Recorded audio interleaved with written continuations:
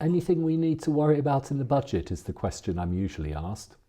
The devil is, as a rule, in the detail, and there are, believe me, plenty of financial services and tax boffins who pore over that detail for us and for you to uncover the stuff the Chancellors won't shout about in the House of Commons. Shout being the operative word. If you saw or heard any of the fiscal event, and that's apparently what we should call it now, the fiscal event announcement on Wednesday, the headline and political stuff you've probably heard about. 2p off national insurance sounds okay, but this thing called fiscal drag, and Jeremy Hunt's been called the fiscal drag queen, this means we're all going to pay more tax. Not increasing any of the tax allowances in line with inflation, and with inflation at least 4%, means if your pay has gone up at all, you'll be paying more. And many, and especially many pensioners, may well have to pay tax for the first time. There really are surely no more savings to be made in public services, and trying to improve the technology ends up often being still more expensive. And drones instead of policemen? I rest my case. Anyway, enough remunering. Let me pick out a few things from the various announcements that may or may not affect you. On pensions, you may remember they abolished the lifetime allowance, the maximum you can have in all of your pensions without being taxed. A couple of bits that they've kept have had details confirmed. There's a maximum you can take out in tax-free cash from pensions, which is currently around 268,000. And if you die, there's a maximum you can pass on tax-free of just over 1 million, which is the same as the old lifetime allowance, which of course has been abolished. Other things which have been reconfirmed, the dividend allowance, the amount you can have in dividends, is going down to just over £500 rather next year.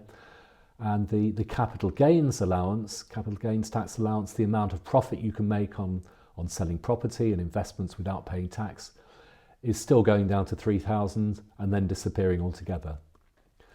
The only tinkering with capital gains tax was a reduction in the higher rate you pay if you sell a property, which has gone down from 28 to 24%, which does make you wonder why only richer people selling property are getting help, albeit only a minuscule amount.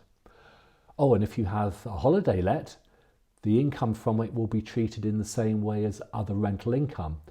So it can't be treated as self-employed income with expenses deducted for cleaning and so on, and possible pension contributions made from it. Now that, I think, will have some unforeseen consequences and won't suddenly make lots of cheap rental properties available for locals in Cornwall or wherever, as they seem to think it might. ISA allowances are staying the same, although they are talking about this idea of an extra allowance for investments in British companies, in UK shares, which I've written about in my update, and I think will be a proverbial damp squib. Despite all sorts of rumours, there were no changes to the inheritance tax rules, although Labour have said if inheritance tax was abolished or diminished, they'd reverse any changes. They're not trailing any big changes when they do get in. The thing which may have an effect on inheritance tax for some people are the changes they've talked about on tax resident and domicile.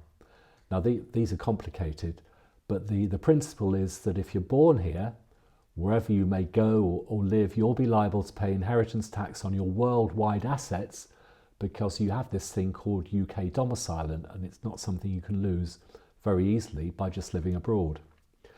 Anyway, we're watching that space for you because that's what we do for fun. Actually, one knock-on from the British ISA idea is that it does seem they do want to support British businesses and shares.